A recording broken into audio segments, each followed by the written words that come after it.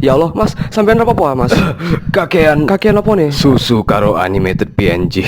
I think you know what I'm gonna say. It's One Punch Man. The whole video is gonna be on One Punch Man because it gets more views. Anyway, roll the intro. I was given an assignment in college to create a 2D animation, and so me and a group of 3 other people planned out the script, the storyboard, and then comes doing the animation part. And God forbid, poor me and my other friend were the one doing the animation, but we were just an absolute ignorant newbie, just tadpoles fresh from the egg, realizing that you have to draw each angle of your character in each frames, and on that moment, I was blessed with a whole new perspective.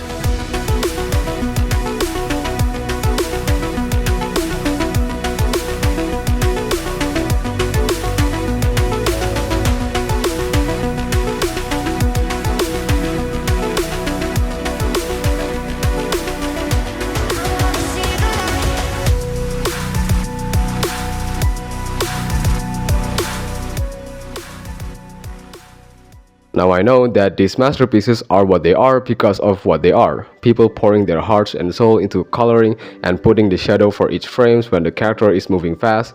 It's something to be really appreciative of and definitely meeting the industry standard. So what breaks my heart from watching One Punch Man Season 2, not 3 actually, cause I haven't watched it before, is how much of the method used to create the fight scene is almost the exact one me and my friend used when we were new to animation and trying some basic things here and there, which is obviously very surprising considering One Punch Man is a successful mainstream anime. But before I go further about the very tasteless animation and the outrage, we have to put the context on what makes a fight scene generally good. First, let's examine an actual fight, something like a martial arts tournament. As you can see from this clip of a karate championship, it's what you can expect from the human body. There's some weight to the movement and the punches, right? So while cartoon is meant to be a slight over-exaggeration of the real world, the real element is still there. If we look at Disney's 12 Basic Principles of Animation by Ollie Johnston and Frank Thomas, we get the important element that's fundamental on creating an impact. First, we have squat and stretch. This is the very core principle to make a simple object dynamic, to have a weight or impact. Second, build up or anticipation. The second step to make a movement of a character more impactful, meaningful, realistic. Number 3, staging. This is to make it clear what exactly the scene is about within the plot of the story. Number 4, slow in and slow out. And this is for when a movement of an object needs time to accelerate and slow down. Number 5, arc, and this is for the trajectory of an object. Number 6, secondary action. This is a small movement within a character that gives a scene more life. And finally, number 7, exaggeration. While animated motions that strive for a perfect imitation of reality can look a little boring, exaggeration depends on the level of extreme an animator wants it to be. It's just to present realism, but with a more colorful touch, to literally hook the audience, like a spectacle. Now that we got all these fundamentals covered, the next and final step is to emphasize the shot, because the shot is what allows us to see what's going on the screen. And so in order to make a fight scene immersive and stimulating is by using various shot sizes simultaneously. So a fight scene has to contain a wide shot, close-up shot, and medium shot, and maybe other types of shot if you want to go hazy. Look at the opening fight from X-Men 97 episode 1. It's a type of fight scene that doesn't go crazy, yet shows enough action, just to get to know about the establishing hero and villain.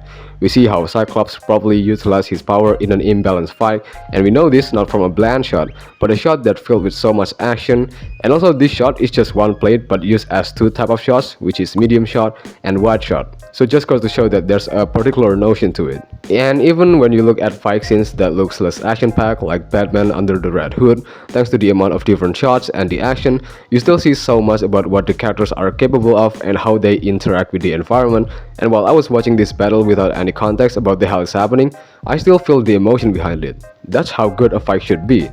Now let's compare that to the animation that me and my friend has made. I had major PTSD from this, so when we were making this animation, we had all kinds of different ideas for the shots, and most of them is like very anime style oriented, right? Just imagine a typical anime fight that goes absolutely hard with the crazy punches and all that destruction. But of course, the issue is, first we have a deadline, And second, we know jack shit about animation. So we decided to do what I like to call the easy way out method. This method is so evil, I can assure you it makes your blood boil. So it goes like this. An animator thought of all the crazy ideas for a fight scene he's about to make. Then he sorts them out and pick which is easier to animate. That's literally the definition of being lazy as fuck. And adding sauce to injuries, the result doesn't pay off because anybody could definitely tell down to the minute detail that the animator is either lazy or doesn't have resources. And I'm ashamed to admit that I've done it. This clip, quote unquote, that I put so much passion into it, is just medium shots that played a few PNGs, or when there's a wide shot, it's just an actual frame, like one frame with shaky camera. Whenever there's an impact, it has no anticipation. The only shot that I'm really proud of is this.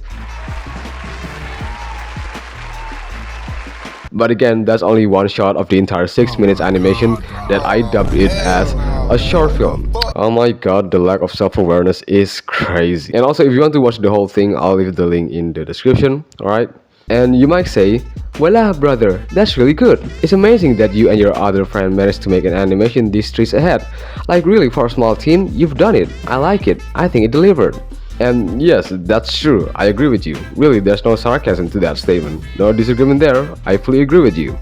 Now, what if you saw the exact same method and outcome in a popular anime? Well, that's where One Punch Man came in.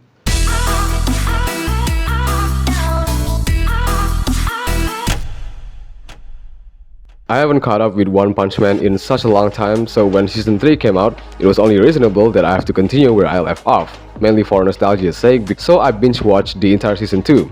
While the story was good enough for me to keep watching, like really, I was surprised that season 2 focuses more on the flaws that both the hero and villain had and how they personally overcome it. But for the love of God, watching season 2 it was like eating hummus and goes, damn, this shit was the stuff, though it's a bit salty. Anyway bro, who made this? Oh, Sabra. Because the story was good, but the animation was not bad, at least if you see it just for the sweet jingling keys. But I'm speaking as someone who made this flaw, alright? So listen, the animation is obviously way better than what I did. However, it was clearly done in the same formula I've used, which is doing the shot that seems easy to animate and leaving out ones that's supposed to elevate the scene. You can clearly see here in the opening fight between Genos and G4 in season 2 episode 1. Every hit a character does either lacks stretch, staging, or slow in slow out, resulting on the character movement looking a little stiff, and they fill either of these holes with abrupt cut, animated PNGs, an actual frame with very little motion, headlong monologue, and shot in medium close-up shot so that you don't see the rest of the body. Ultimately, 90% of the fight scene in season 2 consists of one frame of a character pulling a move, not a punch, a move, which makes the brawl seem so inconsistent and at times boring. So this flaws indicates one thing, and it's the lack of adding anything crazy, because it would take ages to finish and rendering it, so they only have to fill few of these basic principles and move on. And sadly, the method is still being used in season 3, which, just reminder, had this infamous scene of a PNG being dragged. But let's look at this fight scene in the 5th episode, which got the minus you expect. Lack of stretch, lack of anticipation, lack of staging, lack of slow in slow out, and again, very few wide shots with crazy action. This is just a bland fight, promising so much but didn't deliver. Compare that to the fight scene in season 1, look at the training battle with Saitama and Genos. This scene followed all the basic principles and it heavily emphasizes them. You can see the combination of stretch, anticipation, and the smoothness from slow in slow out, and multiple wide shots where we see both characters going crazy as fuck. I also specifically love this shot because it started out as a medium shot but transitioned into a wide shot along with the background as well, like it completely changed, and also with Saitama suddenly appeared to interacting with Genos' kick. That's a really nice touch, and yet it's still just one thing. I could go on and on about how striking this scene is, or this scene, or this scene. Knowing the obvious contrast between the fight from season 1 and season 2 and 3 is depressing, and this isn't even the first time I got slapped in the face with it.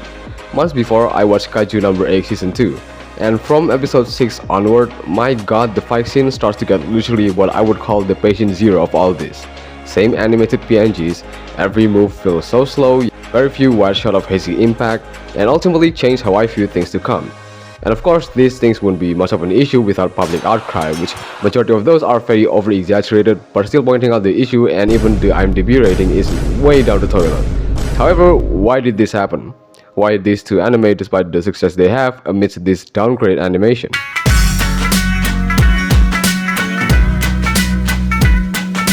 One Punch Man Season 2 and 3 is done by Jesse Staff, which is a different studio than the previous one, Madhouse.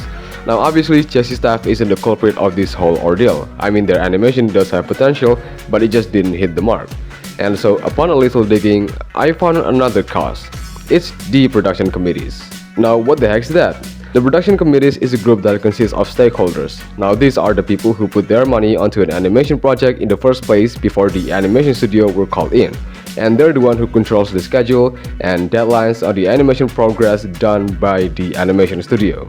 While the production committees aren't outright evil machinery motivated by times moving twice as fast every day, the ones holding One Punch Man anime definitely shouldn't give their shot to Jesse Staff, because another reason on the Obvious Rush project is that Jesse Staff is a studio that is notorious to work on multiple projects per year.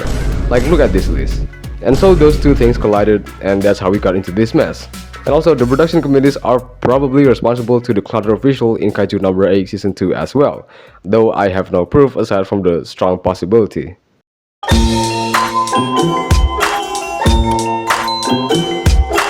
A rush project causing disappointing results, just like the aforementioned above, is not a widespread issue. I mean, there are still dozens of visually spectacular anime, but this issue is also not isolated. The corporate environment will always be brutal when it comes to things that's supposed to take quite some time to adjust, and I have experienced that firsthand as well. It's an inhumane and exploitative domain. One Punch Man, unfortunately, is a problem that is to be expected, and while I completely condemn all the bullying made towards the studio, the audience is supposed to be the viewer, the people who view the final project and judge them as they are. The point I'm trying to describe is, it's important to highlight that an industry and an audience have standard, and specifically to the animation is a project of high value and should be treated with care. And this is why, because of knowing that into the animation you have to pay attention on how to properly adjust the 3D space and perspective in your drawing. If I were asked about which medium I would use to make an animation, I would choose 3D animation because you don't have to deal with perspective, it's already been taken care of. So the hundreds and thousands of memorable animations are ones that obviously look breathtaking because, again, it's a passion project where people came up with different crazy ideas and shots, and they would take their sweet time and actually try their best to visualize those ideas into what we know and love today. So don't get me wrong, 2D animation is a hard work, and if any of you who maybe aspire to be a 2D animation artist and feel the weight of it or impassive at the moment, look, it's gonna take some time. You don't have to push yourself. Just know that what you want to visualize, it's gotta have some touch to it. I also want to mention this because I find this specific animation to be actually slaps, and it's a pilot episode of an indie animation called Heathens. It's only 8 minutes, and while the actions only lasted in total of around 60 seconds, I have to point out that this is much more vibrant than the fights in One Punch Man Season 2 and 3. So I'll leave the link to the video in the description and urge you guys to watch it. Jeez, I hope you guys are able to sit through the very first essay I ever wrote, which took like almost a week or probably more if you count me spending 2 One Punch Man episodes per day until I hit season 3. But please leave a like if you enjoyed this video. If you want to leave some thoughts, then throw them in the comment section. If you want to support the channel, then feel free to subscribe, that would be greatly appreciated, and I'll see you later. Peace.